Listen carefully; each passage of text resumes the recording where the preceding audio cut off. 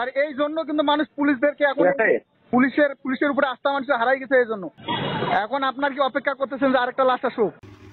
হ্যাঁ, আপনারা এতক্ষণ থেকে যা শুনলেন আসলে এটা আমি ছিলাম এবং আমি এটা 999 থেকে সহযোগিতা চাইতে গিয়ে যে কি বলি যে বিড়ম্বনার যে সৃষ্টি হয় সেটা আজকে আমি এই ভিডিওর মাধ্যমে তুলে ধরবো। তো যাই হোক, আসসালামু আলাইকুম।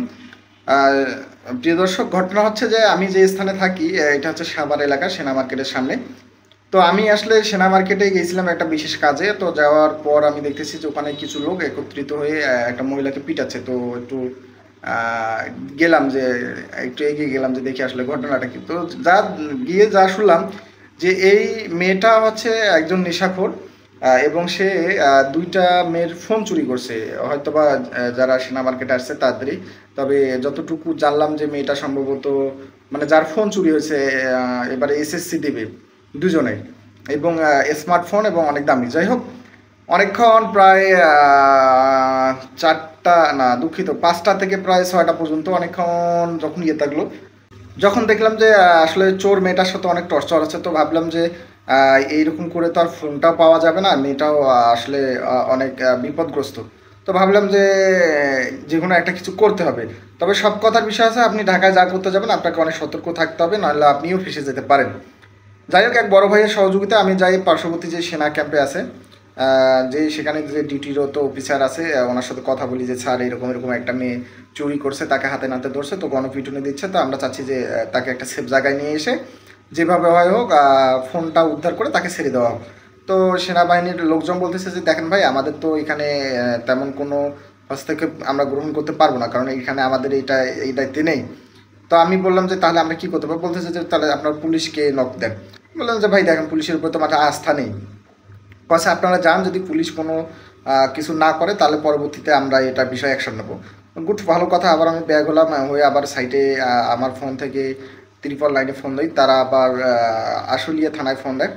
তো আসলে দেখেন যে একটা এমার্জেন্সি ফোন প্রায় 3বার বাজার পর তারা রিসিভ করে, এবং যে ডিউটিরত অফিসার ছিলেন তিনি আমাকে কি বলে, ন্যাশনাল এমার্জেন্সি কল সেন্টার, সহযোগিতা পেতে এক চাপুন।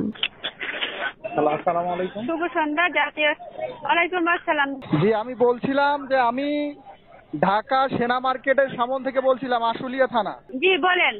এইখানে একজন মহিলা চোরকে ধরা হয়েছে। হ্যাঁ, এইখানে হচ্ছে যে জনসাধারণ তাকে গণপিটুনি দিচ্ছে, আমি পুলিশের সহযোগিতা চাচ্ছি। আসলে এতে না, লাইনে থাকেন, আমি কথা বলা দিচ্ছি। না না না, আপনার নাম কি স্যার? যে আমি একজন পথচারী, পথ দিয়ে যাচ্ছিলাম, আমার নাম হচ্ছে রাজা ইসলাম। জি লাইনে থাকেন স্যার, আমি কথা বলা দিচ্ছি, সমস্যা নেই, আপনি লাইনে থাকেন। আপনি একটু কাইন্ডলি এনে থাকেন এবং উনিদেরকে বলেন একটু মারতে নিষেধ করেন। হ্যালো, আসসালামু আলাইকুম। আসসালাম। স্যার আমি আশুলিয়া থানার সামনে যে সেনা মার্কেটের সামন থেকে বলছিলাম স্যার। জি জি বলেন। জি স্যার, এইখানে হচ্ছে আপনার একজন মহিলাকে, ওই যে চোর মহিলাকে ধরা হয়েছে। হ্যাঁ, তো এখানে অনেকে গণপিটুনি দিচ্ছে, আমি একদম পথচারী, তো আমি আপনার হেল্প পাচ্ছি স্যার। ওখানে গণপিটুনি দিচ্ছে, তাহলে হাসপাতালে নিয়ে ভর্তি করে দেন, ঠিক আছে? গণপিটুনি দিলে সেখানে পুলিশ যায়, যাবে কেন করে? এখনো তোর কোনো কিছু এমনিতে হ্যালো, মানে যতক্ষণ পর্যন্ত ওরা হসপিটাল নিয়ে যাবে না ততক্ষণ পর্যন্ত আপনারা আসবেন না? আমাদের গাড়ি নাই ভাই, আমাদের গাড়ি নাই, আপনারা থানায় নিয়ে আসেন, ঠিক আছে? দেখা যাবে স্যার। আমরা এখানকার স্থানীয় না স্যার, ঠিক আছে? আমি একদম পথচারী, আমি চাচ্ছি যে আপনি শোনেন, আমি ভাই বলি আপনার, ঠিক আছে? আমার ওখানে তো আমি তো এখানে ডিউটি করতেছি, যাবে একটা গাড়ি, কারণ আমার তো ওখানে এই কোনো গাড়ি নেই, চাপার গাড়ি নাই। হ্যাঁ, 999। জি স্যার বলেন। 999 আমাদের একটা গাড়ি ছিল, ওই গাড়ি যে দুইটা মানুষ মারা গেছে, 5 লেগে মারা গেছে, এখানে কাজ করতেছে। যদি সম্ভব হয় একটা গাড়িতে বলেন আমাদের থানায় নিয়ে আসার জন্য, আমরা অপশন। স্যার এই জন্য কিন্তু মানুষ পুলিশদেরকে এখন পুলিশের উপরে আস্থা মানুষ হারাই গেছে। এই জন্য আমি একদম পথচারী হয়ে আপনাকে রিকোয়েস্ট করতেছি, একটা অনাকাঙ্ক্ষিত দুর্ঘটনা ঘটলে এটা কি হবে বলেন? আজকে জাহাঙ্গীরনগরে একটা অনাকাঙ্ক্ষিত দুর্ঘটনা। জি স্যার। এটা কোথায় ঘটনাটা? কোথায়? সেনা মার্কেটের সামনে, সেনা মার্কেট। আপনি স্মৃতিসৌধের সামনে আসবেন, সেনা মার্কেটের এখানে। হ্যাঁ হ্যাঁ হ্যাঁ। কি ঘটনাটা কি বলেন স্যার একটু? ঘটনা হচ্ছে স্যার, একজন মহিলা ওই যে চুরি করছে, হ্যাঁ, তো ওনাকে হাতে নাতে ধরা হয়েছে, উনি ফোন চুরি করছে। তো এখন যারা ধরছে তারা তো পিটুনি দিচ্ছে, ঠিক আছে? কেন পিছনে দিবে কেন? আইন নিজের হাতে আইন তুলে নিবে কেন? ধরছে আমাদের ফোন দিবে, আমাদেরকে আমাদের কাছে নিয়ে আসবে, তাহলে আমরা ব্যবস্থা নিই। স্যার আপনার পুলিশের তো সকল গাড়ি ঘোড়া পুরাই জি স্যার, আমার কথাটা আগে বুঝেন ভাই। আমাদের সকল গাড়ি ঘোড়া পুরাই দিচ্ছে, আমাদের কোনো টিম বাহিরে নাই আপাতত। 2টা টিম আছে, 2টা একটা লাস্টে মারা গেছে। মানে এটা ইমার্জেন্সি নাকি আপনার এখানে যাবে? লাস্ট নাও নামায় আপনার এখানে যাবে, কোনটা ইমার্জেন্সি?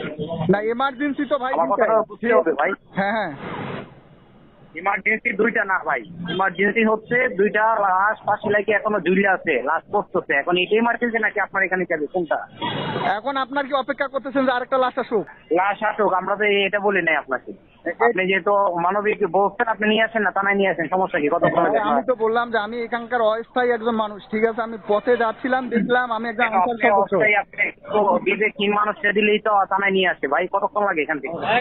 কিন্তু বুঝতে হবে ভাই। বড় ভাই দেখেন উনি বলতেছে যে ওনারে হসপিটালে নিয়ে যেতে, এবং ওনাদের নাকি কোনো গাড়ি নেই। আসলে থানায় শুধুমাত্র কি একটা অথবা 2টা গাড়ি, এটা আসলে আমার বিশ্বাস হয় না। এমনিতে তো মোটরসাইকেল অনেকগুলো আছে, আর ভাই এমার্জেন্সি একটা মানুষকে বাঁচাতে হবে। এবং আমি ওনাকে এই কথা বলেছি, দেখেন জাহাঙ্গীরনগর বিশ্ববিদ্যালয় কিন্তু গণপিটুনিতে একজনকে মানে মারা হলো, মানে এরপর ঢাকা বিশ্ববিদ্যালয়ে মারা হলো। অনেকক্ষণ পরও কিন্তু তাদের কোনো আমি হেল্প পেলাম না। পরবর্তীতে তারা বললো কি যে তাদের এলাকায়, মানে ওই আশুলিয়া থানার এলাকায় নাকি 2জন মারা গেছে, তাদের যে গাড়ি আছে সেখানে গেছে।